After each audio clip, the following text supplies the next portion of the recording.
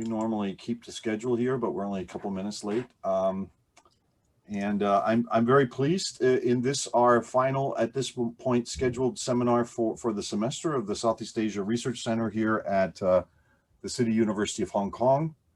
To introduce our speaker today, let me just first thank our Associate Director for the Center, Diego Fossetti, for his efforts this semester. Angel Ho, who was on the screen briefly previously, who's helped organize, and all those of you who had dealings with CERC, of course, will know Angel.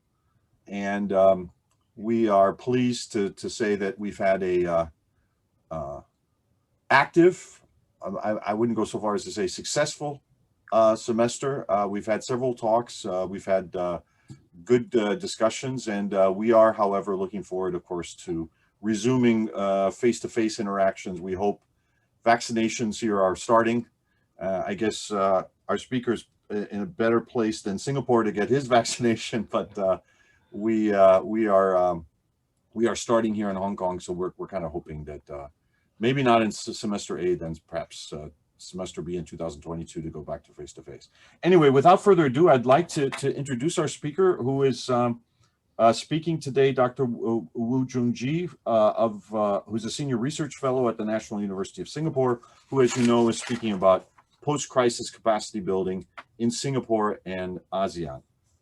As background, Jung-ji is a senior research fellow at the Institute of Policy Studies at NUS. For all of us who are interested in study Southeast Asia, kind of the mecca of Southeast Asian studies in many ways. So very glad to have ties to that institution in today's talk and otherwise. Prior to his current appointment, Dr. Wu was held faculty and research positions at the Education University of Hong Kong, so familiar with our situation here, Nanyang Technological University in Singapore, Singapore University of Technology and Design, and the John F. Kennedy School of Government at Harvard University. He received his PhD from the Lee Kuan Yew School of Public Policy at NUS, and is the author of the book, Capacity Building and Pandemics, Singapore's Response to COVID-19, recently published by Palgrave, which has to be one of the most rapid responses to the pandemic we've seen. So congratulations on that. The vaccines were developed quickly, but I think it's fair to say Dr. Wu, among us academics, was the fastest to get a book out on the topic. So well done. He's already got another book forthcoming, also on the similar topic, Building Immunity, Policy Capacity and Singapore's Approach to COVID-19 and the Global Financial Crisis, to be published soon by World Scientific. So without further ado, I'm very pleased to hand the floor over to Dr. Wu. Just as background, we usually have talks for 45, 50 minutes to allow a bit of time for discussion, as we need to wrap up around 5:30. So Jung-ji, I turn over to you, and thanks again for your willingness to give a talk virtually to us today. Thank you, Professor Thompson.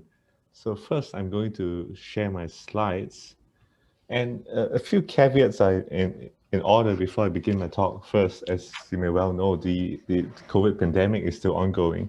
So many of the things I'll be talking about is work in progress. Today, some of these things look like they're working. Some of these policies, initiatives look like they may be successful, but who's to know what's going to happen tomorrow, next week, or the month after that? So we will have to take some of these as work in progress with a pinch of salt. And certainly in this presentation, I focus on the cases that I'm most familiar with, namely Singapore and ASEAN.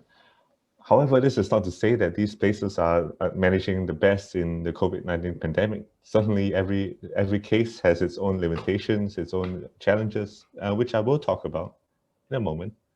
So I'm going to start off by talking about the impact of COVID on ASEAN. And these are familiar to so many of us. Certainly, the real GDP growth forecast has been negative 8% across ASEAN member states. This is due to disruptions in supply chains, decline in exports, remittances, and a massive increase in unemployment, a general decline in economic activity. So the impacts have been extremely severe, both in terms of economics and in terms of public health, citizen well-being. Certainly the number of infections and fatalities from COVID has been high. across ASEAN, although there are inequalities in the impacts of COVID across the member states. And these inequalities are important to keep in mind because the pandemic has given rise to heightened inequality and exacerbated the situation with poverty. And most importantly, it has strained public health systems.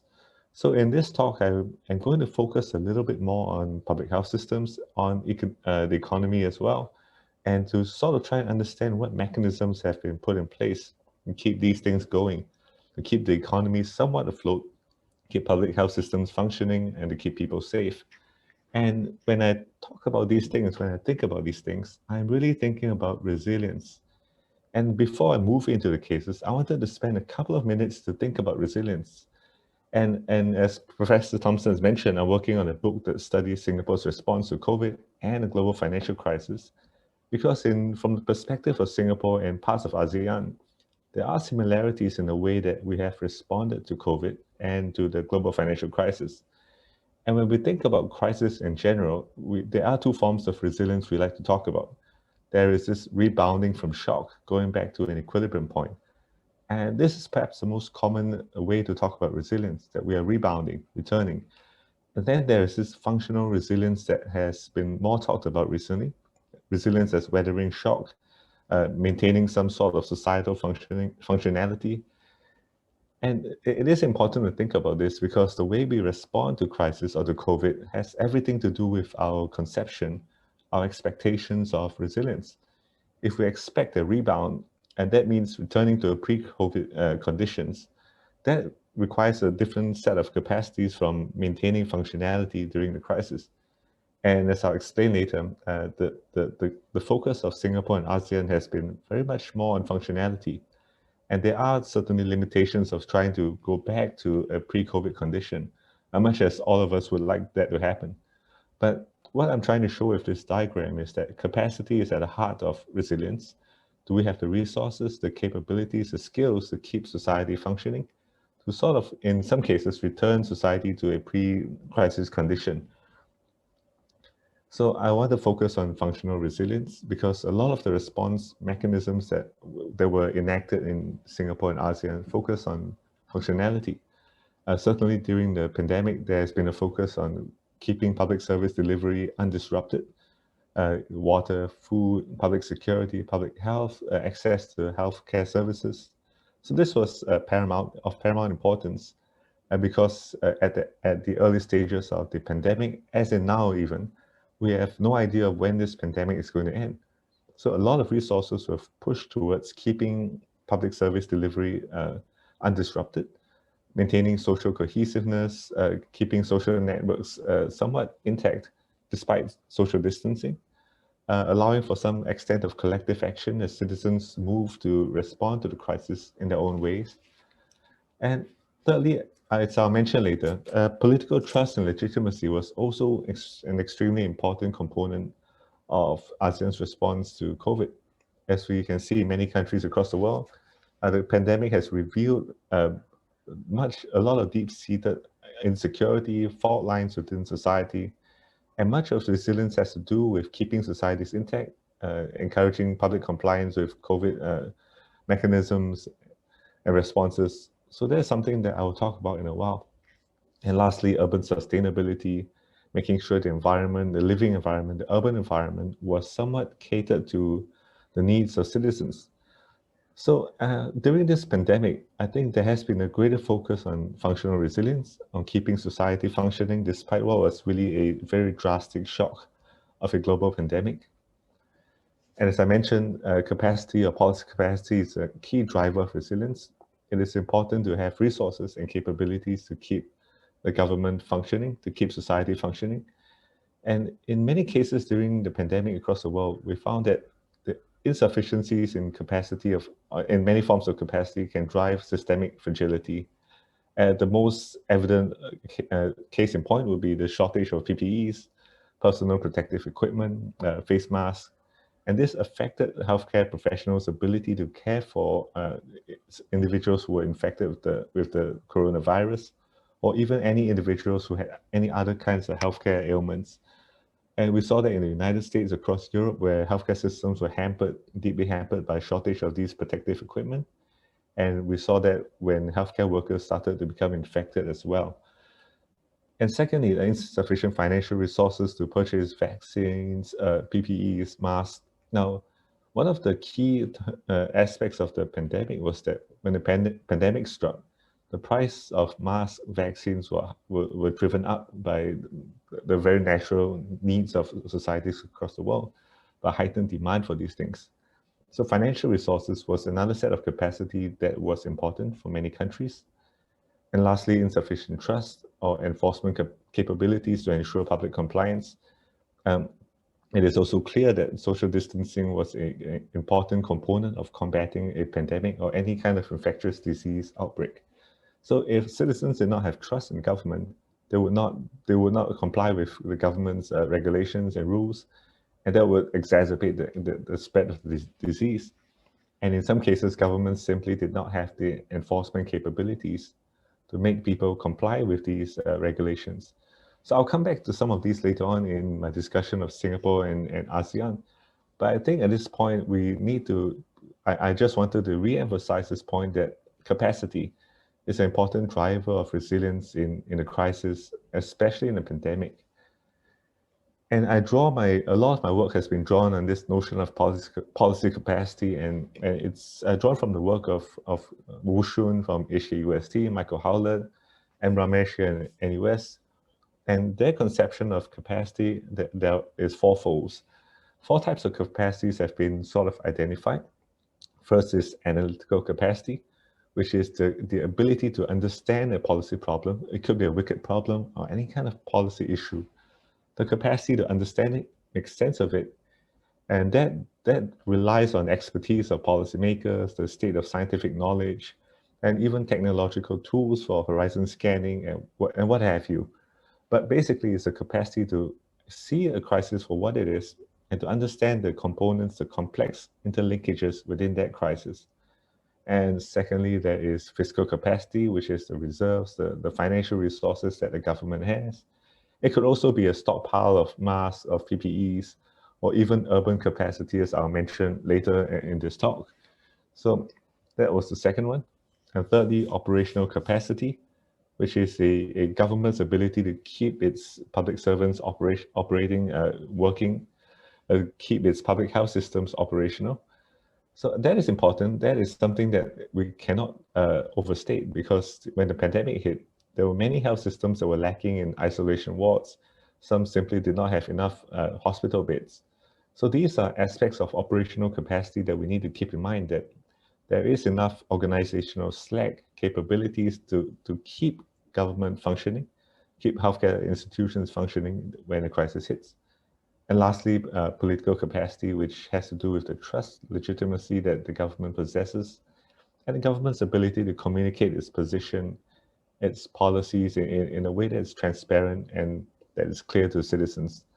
So I wanted to give a very brief overview of this policy capacity framework because I found it useful. And I've sort of used it to understand Singapore's response to COVID-19 and going forward, ASEAN's response as well. So without further ado, I wanted to move into the case of Singapore very briefly before I touch on the regional mechanisms that ASEAN has been sort of building up, and then conclude with some brief recap of these cases before we go into discussions. So Singapore. Now, a lot of the capacities that Singapore had mobilized during COVID-19 were actually built after its experience with the SARS crisis. Many of you are seated in Hong Kong, and so the SARS crisis is something that is highly salient in our consciousness. Now, after the SARS crisis, Singapore decided to build up more isolation wards across its public hospitals. It decided to build up this National Center for Infectious Diseases. The NCID has 330 beds, a range of laboratories for testing of infectious diseases. Now, in ordinary times before COVID came about, these isolation wards were rarely occupied. The NCID was opened in 2019 and it was vacant, it was empty. The only use of the facility was in late 2019 when they used it to detect the case of monkeypox in Singapore and some food poisoning cases. But in most instances, the NCID was left empty. A full 300-bed hospital that was not fully utilized in normal times. And as I'll discuss later, it was quite prescient that these facilities were built up after the SARS crisis, because when the COVID crisis hit, the NCID was at the forefront. It was involved in taking in new infections. It was involved in developing test kits and doing the actual tests for infections. So these facilities, these capacities were built up after the SARS crisis and left alone, as I mentioned in my book. I term these excess capacity. These are capacities that would not be used, that would, in ordinary circumstances, be in fact taking up resources, the operation of these facilities. But during the COVID crisis, these were all filled up. In fact, there weren't even enough isolation wards. And I'll talk about how Singapore got around that later on. And the third capacity that was built up after the SARS crisis was contact tracing. Now, during the SARS crisis, the government realized that contact tracing was extremely important for sort of shutting down further spread of the SARS virus. When the SARS virus entered Singapore, the patient zero was actually housed in an open ward. We were not aware that there was a pandemic that was going to blow up. Nobody knew what this unknown pneumonia was. So she was first placed in an open ward with other patients. And that allowed the virus to spread to healthcare workers, other patients in the ward, or visitors to patient zero. So the lessons learned from that instance resulted in the government putting together a lot of contact tracing processes. This is at the Ministry of Health level. So there are contact tracing teams that can be mobilized at the onset of a pandemic or an epidemic. So these are processes that were put in place, and I'll argue that contact tracing is a highly important aspect of pandemic response capacities. Now, the fourth important capacity that was used was this infrared fever screening systems. You can see that in the picture on the left. These systems are installed in airports, and in Hong Kong, they are in the airports throughout the year. So these systems were developed in 2003 during the SARS crisis, when the Singapore government decided to mobilize its military scientists, and they converted what were essentially night vision goggles into a system for scanning the heat signatures of passers-by. So this allowed for enforcement officers to scan for fevers without having to directly contact any of these individuals. They didn't need to apply a thermometer to somebody. So that was another capacity that was built up.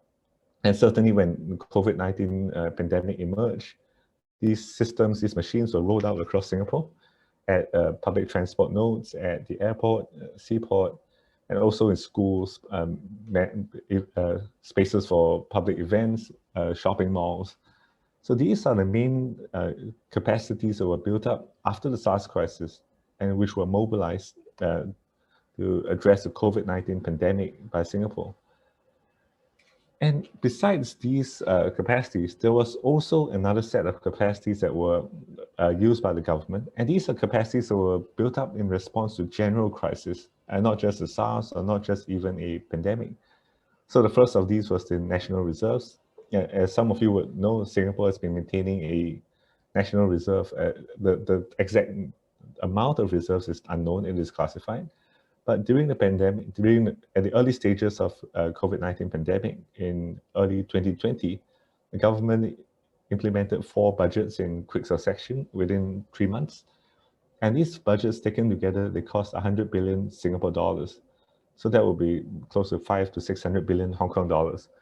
And half of this amount came from past reserves. Past reserves are excess surpluses that are saved up from every term of government. So every year when the government tallies its budget, it has excess surplus resources, financial resources. It puts it aside in the past reserves. And these reserves can only be mobilized by the Prime Minister and the President, the head of state and the head of government, who could jointly mobilize it. Without one or the other, Singapore, the government would not be allowed to touch these reserves. And the last time that we mobilized these reserves was during the global financial crisis. So these reserves were applied for a variety of purposes. It first of all funded the healthcare system to allow the expansion of healthcare capacities. It paid for the salaries of your contact tracers, and additional workers were brought in as enforcement officers. And the most significant use of these reserves during the pandemic was to pay for the salaries of workers in Singapore. So at the peak of the pandemic, the government paid for 75% of all salaries in the aviation tourism sector, 50% for food services, and most other services, 25%. And in April 2020, these numbers were sort of expanded to 75%. So there were about 3 to 4 months when the government paid for 3/4 of every resident employee's salary. And that helped to prevent retrenchments, unemployment. It kept the firms afloat, it kept people employed. So these reserves, in a way, were not only useful for paying for public health responses or healthcare system measures, they were helpful for keeping people employed, keeping the economy somewhat functioning. They're also used to, right now, purchase vaccines.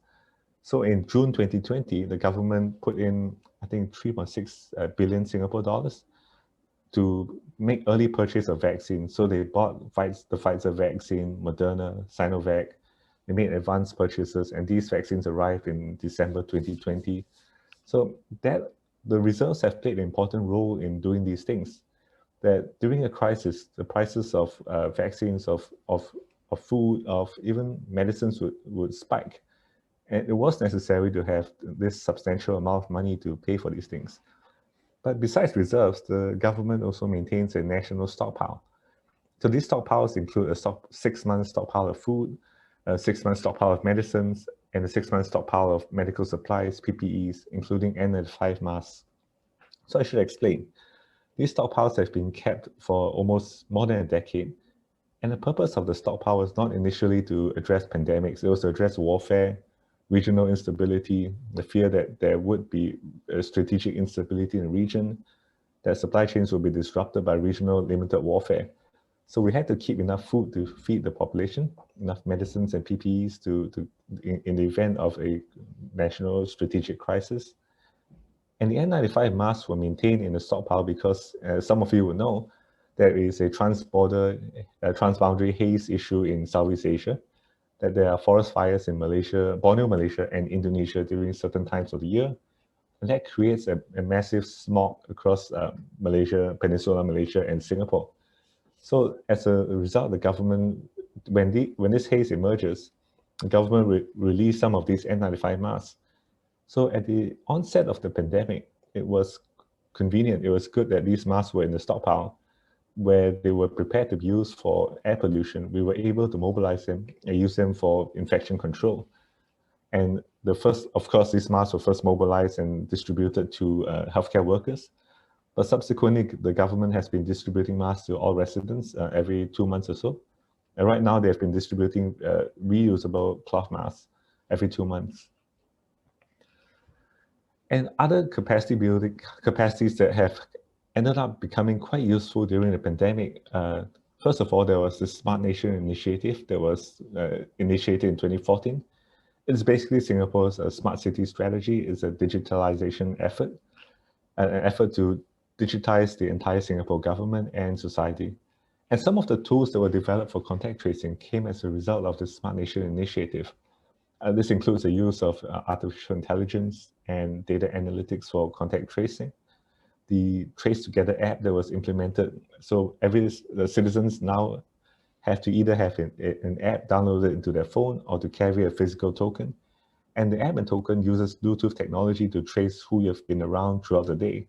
So in the event that somebody falls sick with the virus and the contact tracers need to go back and sift through the person's contacts, they can access the app or the token, and they will know who this person has been standing next to. Has he been queuing up in line for the bus or for food with somebody else who may have the virus? And so it eliminates that selective memory that many of us have. We cannot possibly remember who we were going out with, who did we have lunch with. So the tools were developed for contact tracing. A lot of it had its basis in the Smart Nation initiative. And in fact, these tools were developed by GovTech, which is the Singapore government's pinnacle tech agency. It's a public agency for developing technology for the public sector use. The second set of capacities were Singapore's enhanced healthcare system, and this is probably the same as in Hong Kong and in other ASEAN countries like Thailand, where Singapore was the healthcare hub that played a major role in medical tourism. So as a result, there was a very developed healthcare system in place, and also a very developed private healthcare system that could be mobilized to deal with the pandemic. So when there was a surge of infections, private hospitals and labs were also mobilized by the government to test the patients, to treat the patients, and to isolate and quarantine patients. And thirdly, the political trust. Now, after the SARS crisis, the government realized the importance of timely transmission of information to the public. So during the COVID crisis, there was a multi-ministry task force that was set up. It's the top right-hand picture, as you can see. Throughout the crisis and even during the lockdown, this task force would provide daily updates, press conferences. And when there was an impending major policy change coming that was due to come, like the lockdown that happened in April last year, the 2-month lockdown, this task force would first prepare the public and tell the public its rationales for implementing, let's say, a lockdown. So that helped to foster a certain extent of political trust. There were also ministerial press conferences where the Minister of Health would give daily updates. So in 2020, if we switched on the TV every night, every single night there will be a minister or a senior public servant who will be giving detailed updates on the infections of the day, who was infected, what the government plans to do, and if the infections hit a certain threshold, what kinds of policies will be implemented. So these things were there. And that helped to foster some extent of political trust. And as many of you would know, there was a general elections in 2020, which the ruling party won as usual. So that political trust is something that the government has been building over the years since the SARS crisis, because it realizes that this trust would engender some greater extent of compliance. Now, there is also what I would term reactive capacity building. So as I mentioned earlier on, as the infection numbers rose and spiked, there was a shortage of healthcare facilities and institutions for housing patients. So what the government did was that they took some of the excess urban capacity, and these include exhibition halls, convention centers, vacant public housing projects that were due to be demolished but were still functional, i.e. they were still running water and electricity, and they converted these to patient care facilities. And these facilities were used to house clinically well patients, which is to say infected patients who were not exhibiting severe symptoms. Maybe they had a runny nose or cough, but they did not need the extensive health attention from healthcare workers. So they were housed in these facilities. There were doctors and nurses on call within these facilities as well. And in the bottom right-hand corner, you'll see what we call a floating dormitory. So some of these rigs were converted into dormitories to house some of the foreign workers who were not infected, but we needed to separate them from each other. So this is something we can talk about as well, that despite all these efforts, there was a huge surge of infections in Singapore. And a huge proportion of it came from its foreign worker population. Now, as we know from the media, many of these foreign workers were housed in dormitories that were unsanitary, very cramped, and that were really a hotbed for infection. So the government had to quickly scramble together new spaces to house these foreign workers and to redevelop some of these dormitories. So the infections among foreign workers have gone down, but that was a key turning point during the COVID crisis. And these were some of the facilities that had to be developed, adapted, and built on the fly to house these workers and some of these patients. And lastly, there was a redeployment of human capital. So as you can see in the bottom left picture, these are what we call safe distancing ambassadors. From the beginning of the crisis until right now even, public servants or even volunteers were mobilized to roam the city, to walk around, and to remind people to put on a mask, to not congregate in large groups. And these ambassadors were also authorized to issue fines, and if fines and in subsequent iterations of non-compliance, these fines could generate into jail terms. So there was a redeployment of massive amounts of public servants, civil servants, and volunteers, grassroots volunteers to serve these roles. So at that point, the government was unsure of how much capacity it needed. But as the crisis became worse, it deteriorated. It needed to mobilize more urban spaces, more manpower to address the crisis. Now, that was Singapore, and I hope I've given you a very brief overview of the kinds of capacities that it had built up after the SARS crisis, and the kinds of capacities that it had to mobilize during the COVID-19 crisis. I want to talk a little bit about ASEAN, because it is easy to talk about, let's say, a country like Singapore that is able to manage its own infection levels within its own borders. But as we know, this situation is not going to last forever. Borders are going to reopen at some point or other. Regional international travel will have to occur again. And even with borders semi-closed at this point in time, Singapore reports 10 to 20 important infections in any given day. These are people who come in for business travel, for essential travel, and also new employees, new workers who come in on employment visas. So it is not possible to screen everyone out, to stop everyone from coming in, just as it is not possible to stop ASEAN member states, citizens of ASEAN member states from traveling to each other's countries. So there is a need for regional capacity building. And some institutions have been put in place, given that these are at very nascent stages.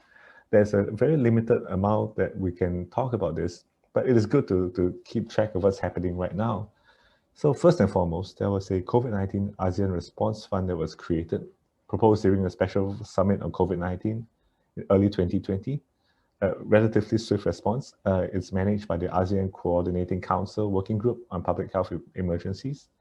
And as it stands, in the initial phase, the fund involves some reprioritization, the reallocation of existing cooperation funds towards COVID-19 response measures. And as I'll discuss later, these funds some of it have already been mobilized to deal with COVID-19.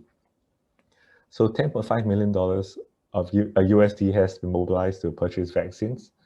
And once these vaccines are purchased, they are to be distributed equally among the ASEAN members. And certainly the fund is not just about mobilizing existing resources, even though those are quite substantial. There have been contributions from within ASEAN and ASEAN partners like China, Japan, India. In fact, there has been some commitment by ASEAN Plus 3 members to contribute funds to the ASEAN Response Fund. Now, a second platform that was created aside from money was the ASEAN Regional Reserve of Medical Supplies. So this was created by the ASEAN Coordinating Council Working Group on Public Health Emergencies again. It is complemented by an ASEAN Plus 3 medical supply stockpile. So this is relatively nascent, it's new. Vietnam, as the ASEAN chair, has contributed USD $5 million worth of health equipment so far. Now, these two pieces of the puzzle sort of show that there is a way to extrapolate what states have been doing. Where in the case of Singapore, it had a large national reserve, it had a stockpile of medical supplies.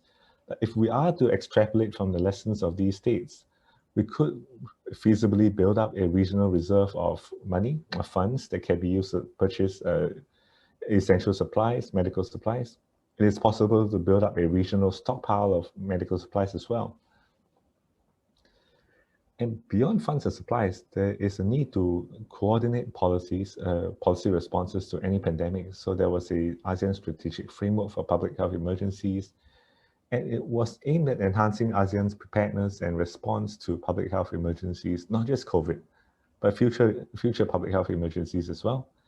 And beyond this, it was aimed to strengthen ASEAN cooperation, enhancing regional health security. And a lot of this has to do with sharing of information, sharing of resources, best practices, and certainly best practices are important for this framework because you have some medical healthcare superstars like Thailand, Singapore, even Malaysia, and there are lessons that can be learned from these places for the rest of ASEAN. And having a strategic framework for this would really help a lot. It also identifies financial resource mechanisms to increase support, investments where needed, and to, more importantly, to direct some of these resources to the member states that need it more. To establish mechanisms to sustain laboratory medical research capacity. Now, these mechanisms were also it sort of extrapolates from the mechanisms that were set up after the global financial crisis and Asian financial crisis of '97. because we know that after those crises, there was the Chiang Mai Initiative, a pool swap facility that allows member states to draw on these funds to protect the currencies. So in a similar way, going forward, it is possible to create this framework, this pool of funds, pool of expertise and resources that can be drawn on by ASEAN members at the onset of a pandemic. There has also been a proposed formulation of ASEAN standard operating procedures for public health emergencies. Well, this is important if ASEAN continues to integrate more closely, that travel across ASEAN continues to expand and intergovernment relations continue to tighten up. Now, this is also important because at the early stages of the pandemic, quite a few cases of important infections came from Southeast Asia for Singapore. So there were cases that came from Indonesia, from Thailand. There was in fact one case where a patient came in to be treated, not declaring that he was experiencing COVID symptoms, but when he landed in Singapore, the testing showed that he had a fever. So we had to treat him for COVID. So standard operating procedures would help with treating each other's citizens across ASEAN. There's a proposed establishment of an ASEAN Regional Center on Public Health Emergencies for, again, knowledge sharing, best practices. And as I note in the slide, this framework builds on existing mechanisms. So there is a foundation that can be built on, a foundation that used to focus on disaster management, emergency response, humanitarian aid. And we can conceivably, you can conceive that some of these mechanisms for disaster management and humanitarian aid can easily be translated to public health response, to a response to any future pandemics and public health crisis. Now, the last piece of the last platform that has been recently set up was the Regional Center for the Future of Work. This was set up in Singapore by the Singapore's Ministry of Manpower and supported by the ASEAN Labour Ministers' statement on the future of work. So there was a conference in Singapore on the future of work involving all the ASEAN Labour Ministers, and they signed a statement that supported the establishment of this center. Now, this center aims to encourage more dialogue and capacity building for the future of work. And it's not just the future of work post-COVID, but also in a more digitized economy. So there is a need to set up platforms and systems for thinking about a post-COVID world, how this world will look like, and how we can continue to function, to cooperate across the region in this post-COVID reality. So those were the key platforms that were established in ASEAN, and I would argue that these platforms set a very good precedent for potential regional capacity building, cooperation. And from these examples of Singapore, of ASEAN, I wanted to spend a few minutes to think about how do we build capacity for future crises? And is it possible for ASEAN? What does regional capacity building look like for ASEAN? Now, certainly the COVID has shown, if it has shown us anything at all, that it is that pandemics are highly unpredictable. They are black swan events. The policy environment is increasingly complex, unpredictable, uncertain, and there may really be no way to predict or preempt the future pandemic. Try as we may, we may know that we may be able to anticipate a highly severe pandemic, what we call disease X, but we have no way of knowing when that happens, how that would happen. And even with COVID, a disease that was initially very similar to SARS, that was spread through, spread through aerosolized airdrops, that was rapidly spread through regional and global travel, we were still caught off guard by COVID. So there's no way to predict it. And the next pandemic may be more severe. The mutations in COVID, the COVID virus has shown that future pandemics are likely to be even harder to manage. They're real wicked problems. And certainly when this crisis is over, the world will continue to be globalized. There would be complex interdependency, not just within ASEAN, but across the world and between ASEAN and its member partners. So there's simply no way to preempt these crises. And I go back to this functional resilience because the only way that we can manage a future pandemic, whether as individual countries or as a region, may be to maintain functionality during the crisis, to build up a reserve of capacities that can be mobilized to manage the crisis. And that this emphasis on the new normal, that the inherent fragilities and vulnerabilities in the pre-pandemic institutional setups, we must not replicate them. We should not replicate them. If we think of resilience as going back to a pre-COVID world, that may well mean replicating some of these fragilities.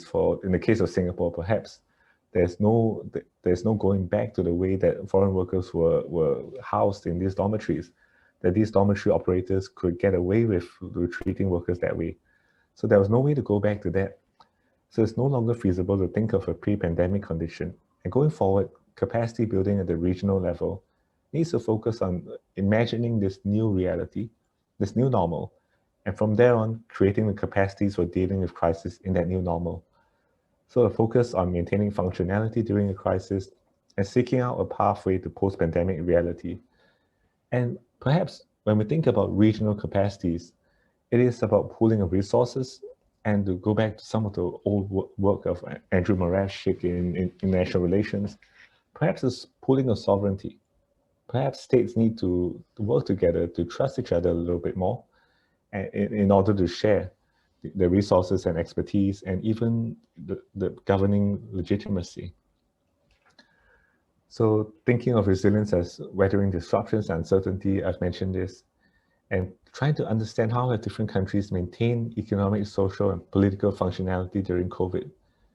And as I mentioned briefly at the start, this importance of excess capacity, that perhaps we need to think about public policy in terms of maintaining some slack, rather than optimizing all our resources, outsourcing it, or privatizing it. And this is something that ASEAN needs to think about as well, maintaining some slack at the regional level. So some of the state policy capacities I've talked about, I wanted to just briefly summarize before we move into our discussions, that there have been key operational capacities at both state and regional level. These are public healthcare infrastructure, manpower and expertise, stockpiles that have been built up or are in the process of being built up. Certainly fiscal capacity is important in an environment where masks, vaccines, medicines have seen the prices being jacked up. So financial resources are important. Analytical capacity of technology, screening capabilities, contact tracing, science and research. And certainly there is a need to share these capabilities. And it has just been released in the news today that one of the universities in Singapore has just come up with a rapid COVID-19 test that is 10 times more accurate than current tests that can give results within 30 minutes. Now, I would argue that these capabilities, these research activities need to be shared across the region as well. And perhaps if more sharing could happen, these innovations could happen at a faster pace. And lastly, public communications, not just at the state level, but perhaps at the regional level, however that may take form. So in terms of regional capacity, there has been efforts to build up operational capacity, that regional reserve of medical supplies we talked about, the regional center for the future of work, trying to think about how to keep societies and economies functioning after the pandemic is over, or even during the pandemic. Fiscal capacity, the ASEAN Response Fund, which is crucial for funding many of the initiatives that have been rolled out by ASEAN member states. And perhaps right now, most importantly, for purchasing vaccines. And lastly, political capacity, that ASEAN cooperation, ASEAN cohesiveness needs to come to the forefront yet again in this particular crisis, just as it had during the Cold War era. And in a way, can we respond to crisis as a region? I would say that the evidence right now is somewhat positive, somewhat optimistic, that there are regional reserves and stockpiles that have been built up.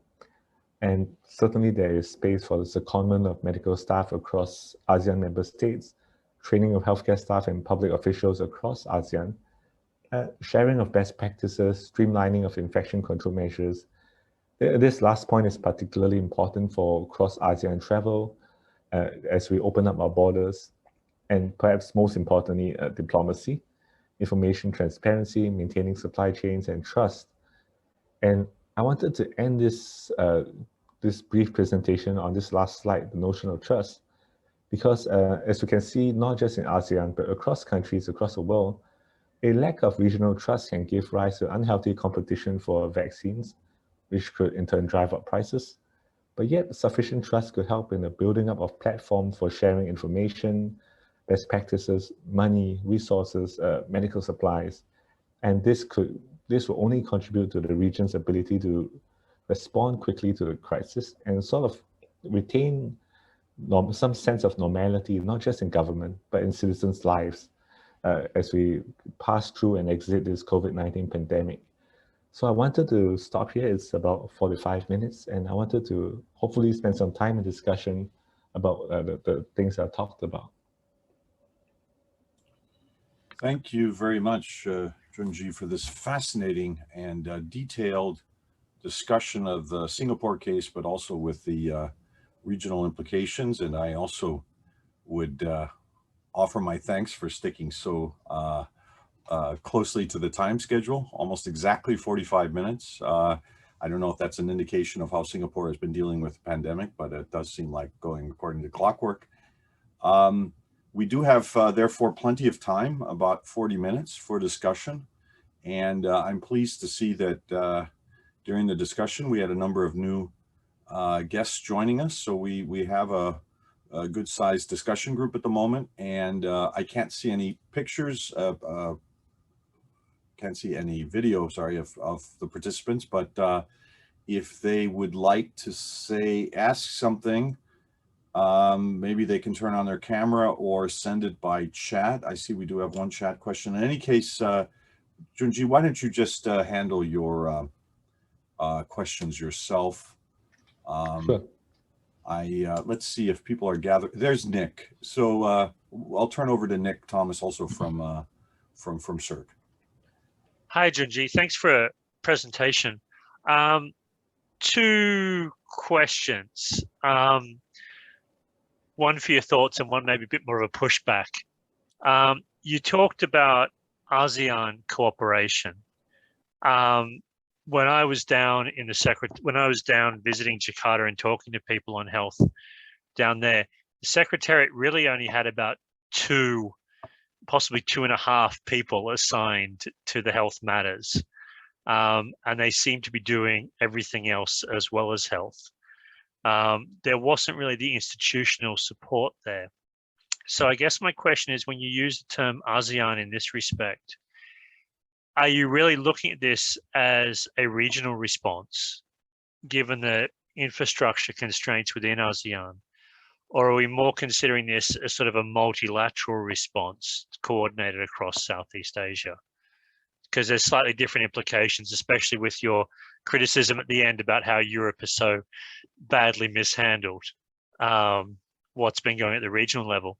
My second question gets back to your point about trust and fostering trust.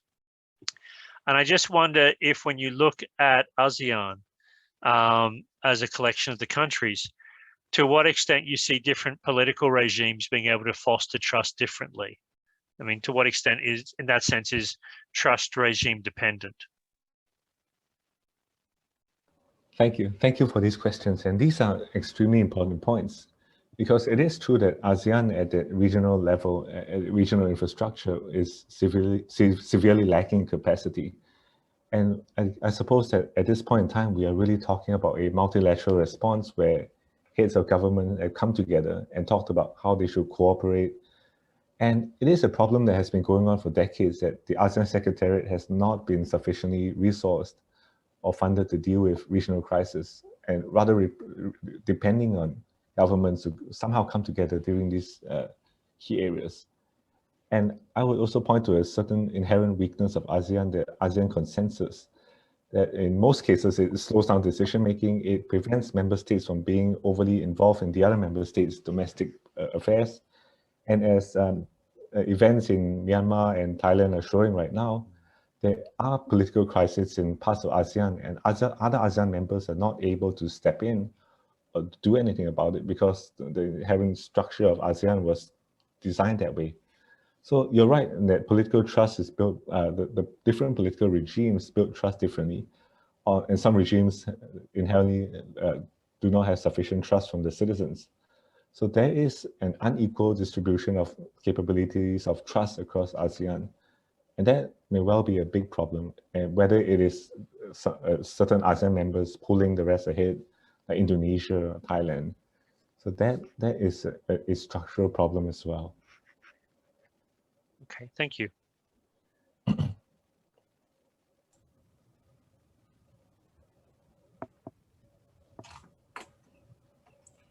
While other people are gathering their thoughts, I'll perhaps pipe in at this point. Couple of different questions I have. I'm just curious, thinking also of the Hong Kong case, which is, I think, similar, as you kind of alluded to occasionally. And of course, you've spent time in Hong Kong, so you know Hong Kong. They're very similar in a way, but one difference seems to be the degree of trust in government. Mhm. You stress that importance for Singapore. So I'm wondering, given what you know about the Hong Kong case and what you have researched about Singapore, how you see that playing out. I mean, one example of the trust issue is the app, which has been distributed in Hong Kong, but which a lot of Hong Kongers seem reluctant to use. Mhm. And in Singapore, it seems to be more widespread, or is it in fact mandatory, perhaps? And that's legitimate, apparently. So that's something. And then the second issue, of course, is vaccinations. Vaccinations here are going rather slowly because of a reluctance of much of the local population to take a vaccine. Of course, this may have to do with some concerns about a few people dying after being vaccinated or some packaging issues, but it seems perhaps more generally related to trust. I'm wondering if you could kind of elaborate on trust and how Hong Kong you think differs from Singapore in that regard. Thank you.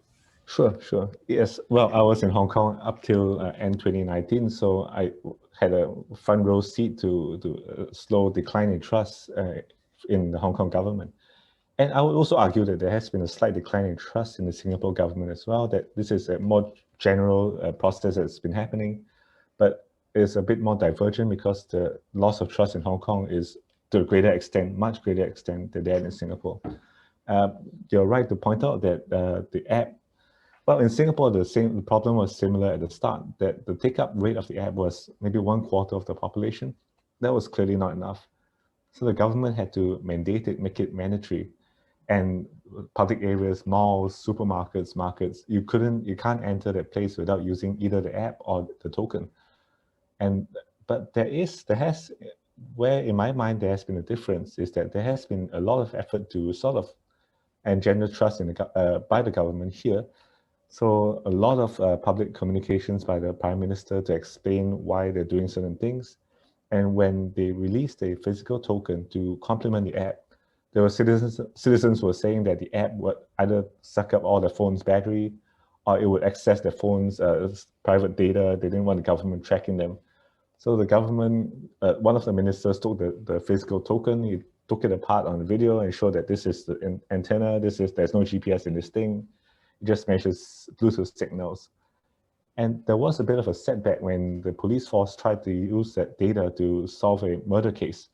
So in Singapore, all data can be used by police to investigate murder or violent crimes. So that was something that the citizens were not too aware of, and that caused an uproar. So I wouldn't say that the level of trust in Hong Kong is drastically worse than that in Singapore. In both cases and across ASEAN as it stands, political trust has been on a decline. I would say that in the case in Hong Kong is that it has been declining since the mid 2000s. So that is a process that has sort of hampered the government's ability to manage this. And with regards to the vaccine, how Singapore has managed it is a lot of public education campaigns, Prime Minister coming out to get himself vaccinated on TV and all these gestures. And certainly the low numbers of vaccine-related fatalities so far has helped to keep the public trust in vaccination efforts intact. I'm not sure whether this case will be the same if a few more people died after getting the vaccine. So we wouldn't know. But as it stands, there hasn't been many. So that I think has helped. Thank you.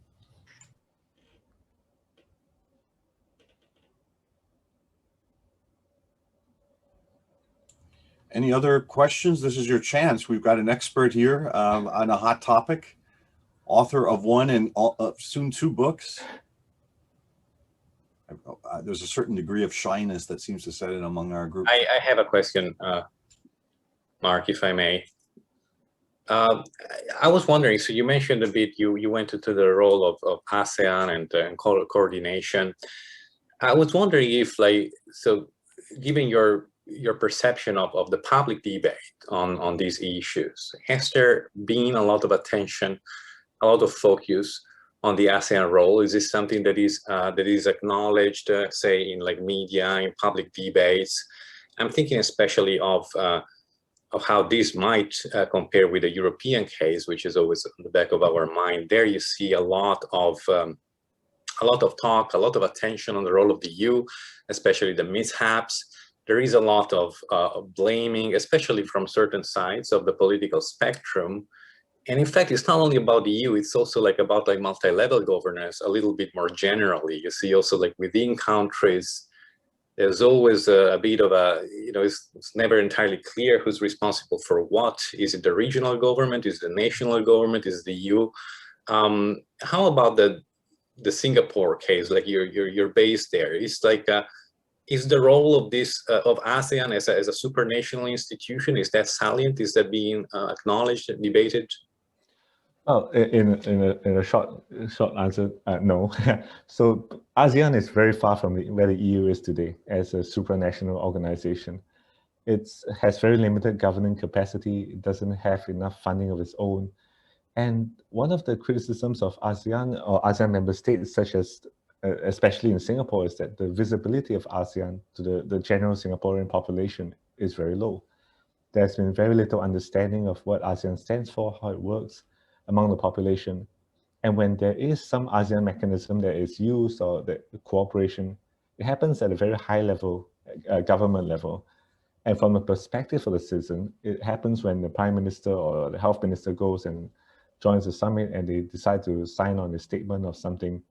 But other than that, the population here seems to be very focused on domestic response. It's not just a crisis because of the crisis, but before the crisis, this has always been a problem in ASEAN, that ASEAN itself lacks that enforcement mechanism, it lacks a governing capacity, it lacks even the visibility among ASEAN member states.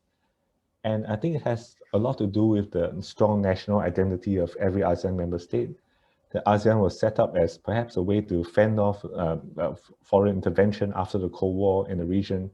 But beyond that, it hasn't really taken a step forward to cross-national governance. We haven't quite built those institutions. And even the platforms we notice with public health, these are quite new. It's been sparked off by the crisis. I'm not sure that if there hadn't been a crisis, whether these things would happen, or whether the impetus for such multilateral efforts will be as strong without the crisis.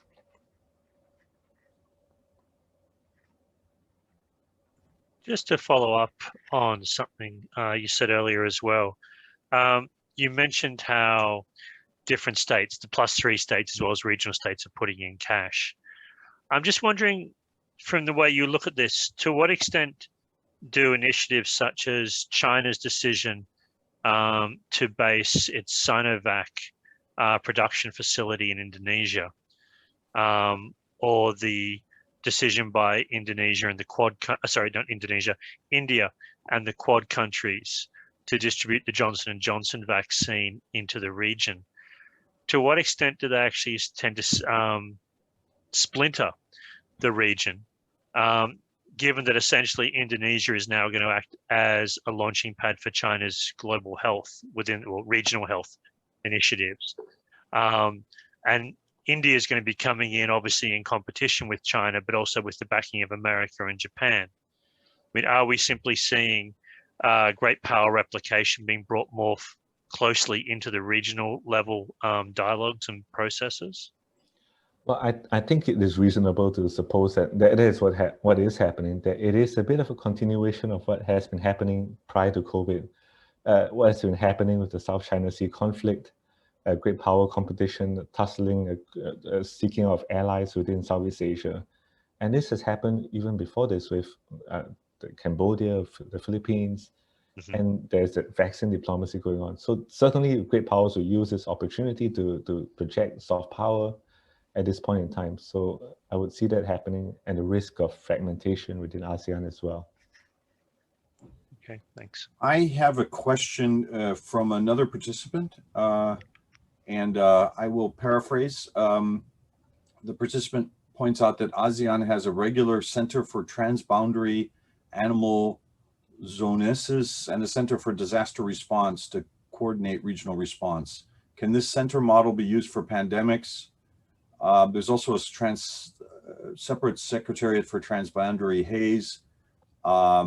Is any of that of relevance to your discussion is the question? Well, I think the disaster management mechanisms are being incorporated into the strategic framework right now, and even the regional response or ASEAN response fund. So some of those lessons learned and some of those mechanisms are being folded into these new platforms. And the transboundary haze, of course, is a much more focused issue area, and that is really a matter of climate diplomacy, of managing forest fires. So those mechanisms were highly specialized and focused on a specific issue area. But I do see how the disaster management and some of the public health cooperation mechanisms are being folded into the emerging strategic framework of ASEAN for COVID-19. If there are no other questions, I'll maybe follow up. Jonju, my own work has focused during the pandemic is focused on the Philippine response, and I am struck by the fact that it seems like almost at the opposite end of the spectrum of what you're describing. I mean, you know, Singapore's obviously had some problems, and the foreign worker situation you discussed was one of them. But unfortunately, as you may have heard, the Philippines is having yet another wave. Obviously still better than most Western countries, but you know, it is deteriorating, and one of the problems seems to be the lack of tracing, contact tracing. There was quite a severe lockdown, which had enormous economic effects, but without the contact tracing, and simply, I mean, going back to your whole argument, simply without the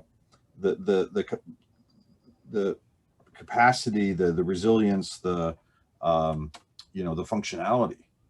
And this is one of the striking things about, I mean, there's been some variation, of course, in the EU as well. Some countries have done a little bit better, like Germany, and some have done rather worse, like, well, France recently has done poorly. Sweden's had some issues and so on. But it is striking how varied, and using the Philippine and Singapore example, the performance is. I mean,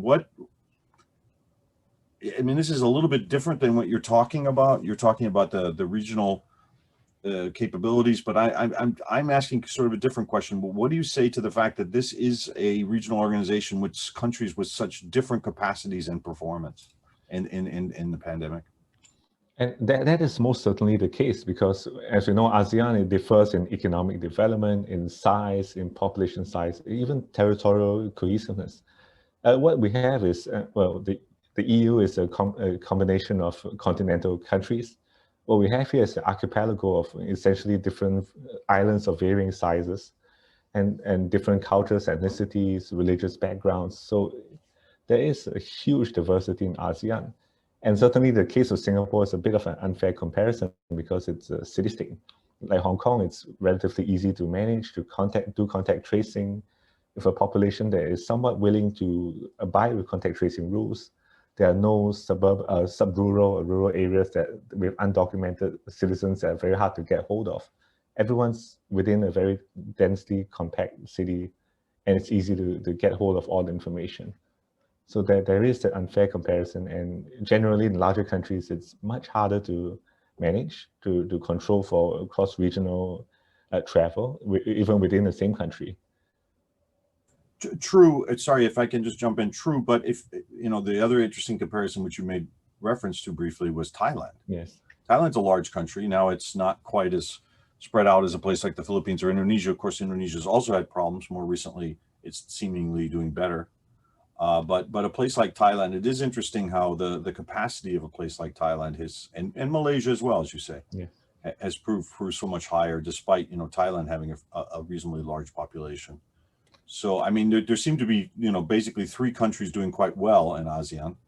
And well, we haven't talked much about Cambodia and Vietnam, of course, should have to put in that list as well. Vietnam, yeah, very well, at least according to the statistics I've seen. yeah, But, yeah. That some of that has to do with the state of development of the healthcare system. Places like Singapore, Malaysia, Thailand, again, have highly developed healthcare systems. They cater to global medical tourism, so the facilities, the expertise were all there. And they are very capable public servants, the public administration is well developed. And of course, in a place like Southeast Asia, we have to talk about compliance, a state that would be able to impose heavy penalties for transgressions to COVID rules. In places like Vietnam and even Singapore, Malaysia, so the ability to enforce, and as a result of all this history of strong enforcement, the population is quite pliant, quite compliant. So I think there are so many factors that sort of feed into this thing. Yeah.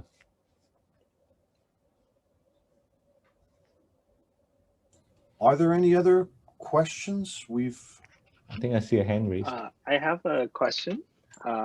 Hello. Thank you for giving the talk. I'm a PhD student at the AIS, affiliate with the CEARC.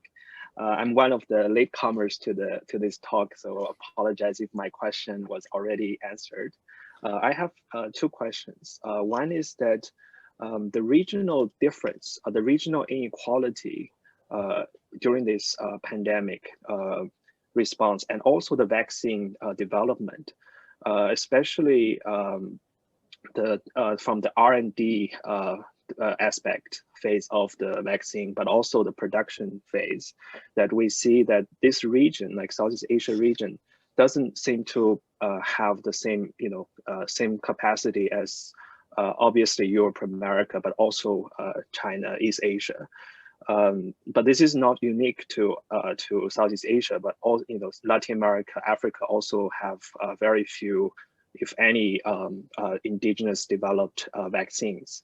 So in the future, as the vaccine nationalism or regionalism is probably going to picking up, do you foresee that Southeast Asia will be able to, or ASEAN will be able to help those countries to develop those indigenous capacity to develop vaccine?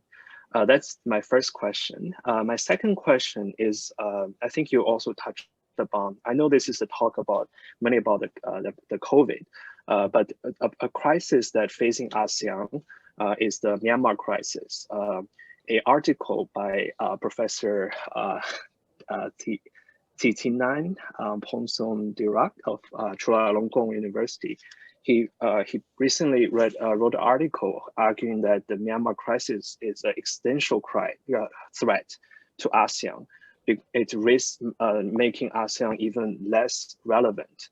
What do you think? If somehow ASEAN couldn't manage to deal with the Myanmar crisis, do you think that they would be able to focus on the non-political aspect and still maintain a strong influence in managing public health crisis down the road? Thank you. Sure. Thank you for these questions. And I'll tackle the easy one first. With regards to indigenous vaccine production, I think that ASEAN, Southeast Asia, is still a long ways from what's happening in East Asia, Europe, or America. Certainly the scientific, the capabilities in Southeast Asia are not as strong. Singapore is trying to build itself up as a scientific hub, and Malaysia and Thailand are building themselves up as healthcare hubs. And if in future such breakthroughs are to happen here, it would be among one of these few places. But again, capabilities are not as strong compared to other places. And certainly the number of universities, research centers compared to East Asia, America, and Europe are vastly different in Southeast Asia. So in a word, it may take a long time before breakthroughs like that happen, but there are breakthroughs with developing test kits and technological tools at this point in time, just not a vaccine yet. Now, the Myanmar question is, you are right that it is an existential threat to ASEAN, but it is a threat that has been unfolding over decades. Even before this current episode, Myanmar has been having its own political issues for decades, as has Thailand, as has Cambodia, and as has Laos. Now, one of the features of ASEAN is that it keeps from interfering too deeply in individual member states' political circumstances. Some will call it a weakness, some will call it a strength. Has been seen as a source of institutional flexibility that allows these countries to focus on building the economy without having to dabble too deeply in each member's political affairs. Now, It is a weakness right now because certainly the sheer level of violence in Myanmar and ASEAN is not being able to do anything about it. It is raising questions of how does ASEAN contribute to the well-being of ASEAN citizens, residents in the region? And these are questions that ASEAN needs to think for itself, whether it is able to develop mechanisms, whether it's willing to enforce, let's say, sanctions on its own member states. And these are very dicey issues that ASEAN has not been willing to address. It has, from its inception, been focused on allowing member states to keep their own houses in order and focus on the regional economy or maybe even cultural response. But this political union, political cohesiveness is not going to be something that will happen, for a long time. I do think that ASEAN will remain in this current state of institutional weakness, and I'm not sure what it is that it needs to strengthen itself and to become somewhat like the EU. As I've mentioned, the circumstances of member states are very different. The history of the region is, of course, entirely different, a region that has been splintered by a lot of colonization, of warfare. So there are inherent cultural baggages, historical baggages that's stopping ASEAN from forming an institution that could stop whatever's been happening in ASEAN from happening. And that, plus the lack of capacity within the ASEAN Secretariat. I think I don't foresee that ASEAN becoming that kind of institution that's able to do that.